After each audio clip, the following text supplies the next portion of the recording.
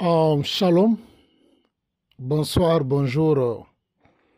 Partout nous sommes localisés. Voilà, c'est votre frère Salomon Kaninga, le seul.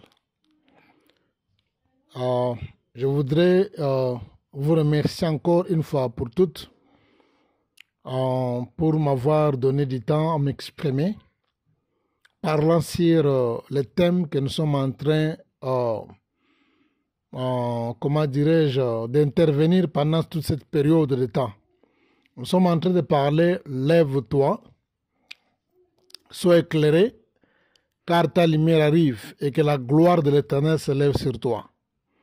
Que la gloire de l'Éternel se lève sur toi. C'est le thème qui a vraiment pris du temps et le Seigneur a ses raisons personnelles pourquoi il veut que nous puissions nous atteler et parler en détail.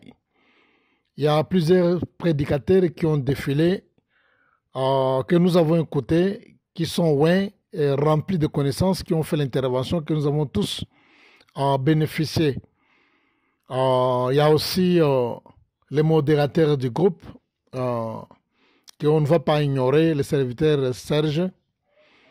Et nous avons aussi comment dirais-je, les visionnaires de l'église en ligne, le prophète Blaise Munzonzo, soyez bénis, vous qui renouvelez à tout moment votre confiance envers nous, en nous planifiant, et nous aussi insérer dans le groupe, soyez bénis. Alors, sans plus tarder, nous allons continuer avec la même idée que nous avons dit à l'introduction lors du départ.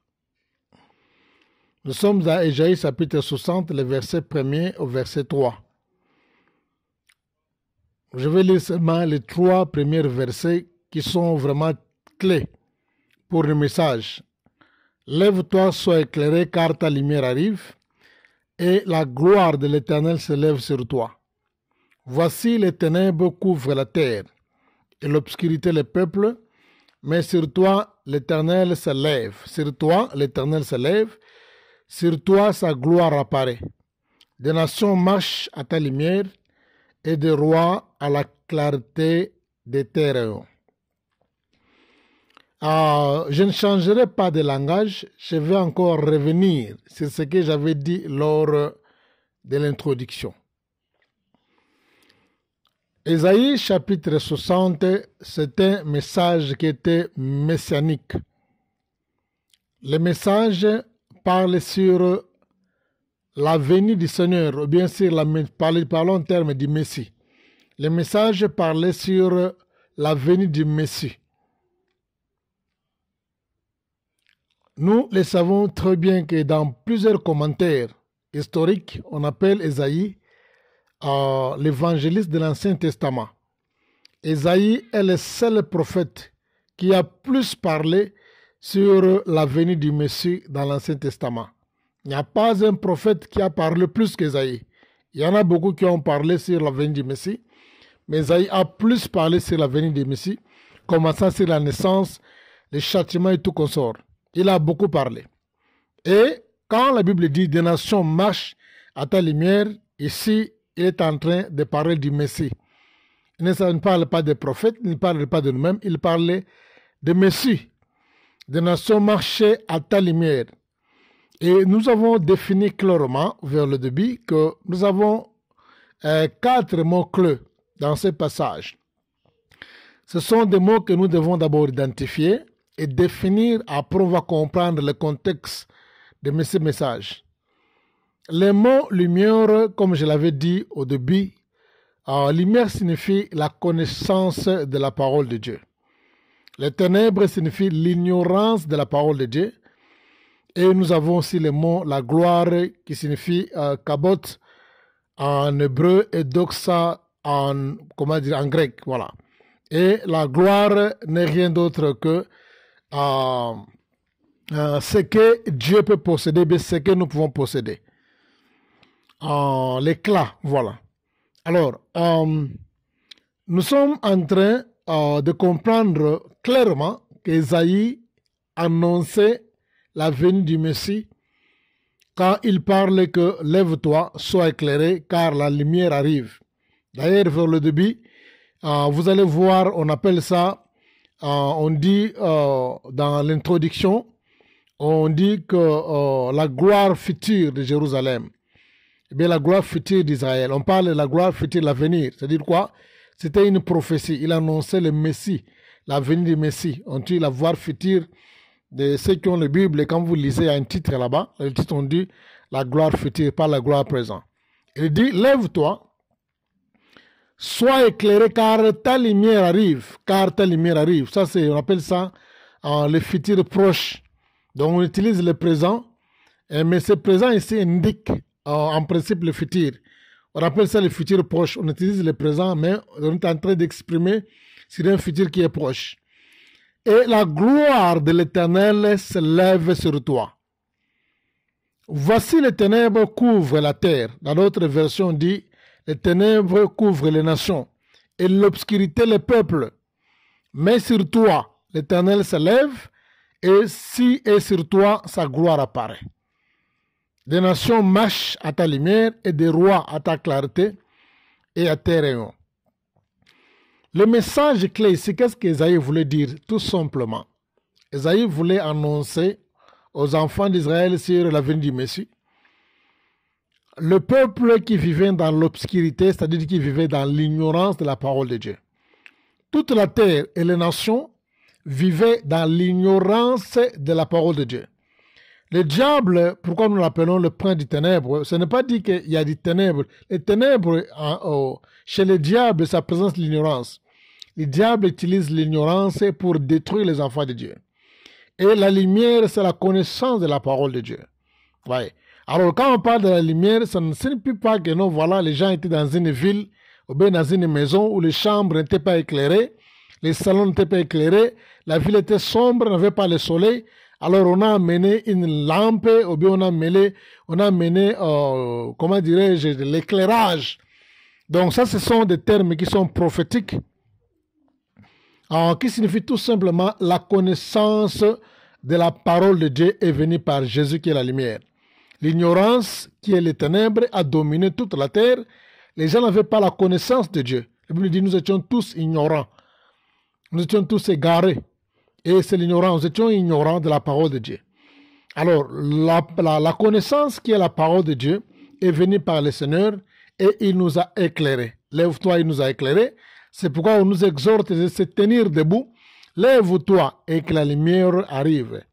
Et je l'avais dit au départ que quand vous lisez dans le Nouveau Testament, vous allez vous rendre compte qu'on est en train d'expliquer clairement sur Jean, il est en train de parler, il est en train de définir quel genre de ténèbres, ou bien quel genre de la lumière s'agissait-il quand le prophète Ésaïe parlait.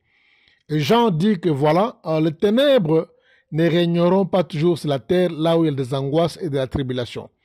Les peuples de Zabulon et de Nephtali, ceux qui étaient assis sous l'ombre de la mort, verront la lumière. Donc, nous l'avons expliqué clairement au début que quand le Seigneur a vécu presque toute sa vie à Nazareth, et quand le Seigneur a appris que Jean-Baptiste était arrêté, il a quitté Nazareth, il est allé vivre à Capernaum, une ville qui était située le long du lac de Galilée. C'est là où il a recruté les disciples. Et vous allez vous rendre que Capernaum est dans le territoire de Nephtali et de Zabulon.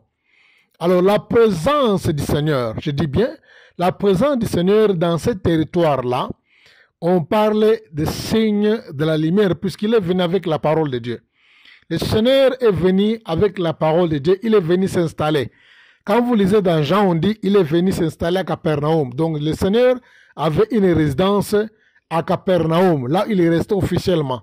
Il a quitté Nazareth, il est venu vivre à Capernaum, il s'est installé là-bas. C'est pour accomplir ce qui a été dit par les prophètes que voilà, les ténèbres ne régneront pas toujours sur la terre. Là où il y a les angoisses de la tribulation, le peuple des Zabulon et de Nephtali, ceux qui étaient assis sous l'ombre de l'immense, sous l'ombre c'est les ténèbres, sous l'obscurité de la mort, ils verront la lumière. Alors ici, ne parle pas qu'en termes que nous voilà dans Zabulon, dans Nephtali, dans Capernaum, il y avait des ténèbres, il n'y avait pas le soleil, il n'y avait pas la lumière. Alors quand le Seigneur est venu, il a amené la torche, il a amené une lumière, une lampe, il a éclairé toute la ville. On a installé le courant et la ville était éclairée. Non. Ici, on parle en termes de l'ignorance, les ténèbres, l'ignorance, et la lumière en termes de la parole du Seigneur. Quand Jésus, le Seigneur Jésus, est venu dans Capernaum, qui était dans le territoire de Nephtali, de Zabulon, pour accomplir les Écritures, la Bible dit, il a amené la parole de Dieu. Et la Bible dit, il s'est tenu pour la première fois, il a pris le livre, il a déroulé le livre. On lui a dit, il a dit que non, voilà l'Esprit de Dieu. Pour la première fois, il est entré dans les synagogues, il a dit, l'Esprit de Dieu est sur moi, il m'a oint pour annoncer la bonne nouvelle. La bonne nouvelle qui est la parole de Dieu. C'est ça, il est venu pour annoncer la bonne nouvelle, la parole de Dieu. C'est ça l'image de la lumière. Les gens qui vivaient dans l'ignorance, c'est la parole de Dieu. Quand le Seigneur est apparu dans Capernaum, c'est alors qu'ils ont vécu la lumière qui est l'image de la parole de Dieu dans les vies. Alors, voilà un peu ça. Alors, maintenant, avant que le Seigneur Jésus-Christ arrive, la gloire de Dieu était déjà préparée. Dieu savait que c'est un message qui est prophétique. Dieu va visiter son peuple. Les gens vont vivre, la gloire de Dieu va se lever sur eux. Mais Dieu s'est préparé par conséquence. Qu'est-ce qu'il a fait? La Bible dit, il a envoyé un prophète. Le prophète, c'est qui? C'est Jean-Baptiste. Jean-Baptiste, c'est l'un des rares prophètes dans la Bible qui a fait aucun miracle. Mais la Bible dit, parmi tous ceux qui sont nés de femmes, il n'y a pas de plus grand comme Jean, y compris Moïse. Moïse n'est pas plus grand que Jean. Selon le passage, le contexte que le Seigneur lui-même, il a paragraphé dans la Bible. Il a dit, parmi tous ceux que nous, je me pose la question, regardez les miracles que Moïse a fait. Regardez les miracles qu'Élisée et Élie ont fait, tous les prophètes qui ont vécu avant et après, même mes apôtres. Mais la Bible élève Jean-Baptiste qui avait fait aucun miracle. On l'appelle le plus grand prophète. Pourquoi? Puisqu'il est venu préparer le chemin du Seigneur.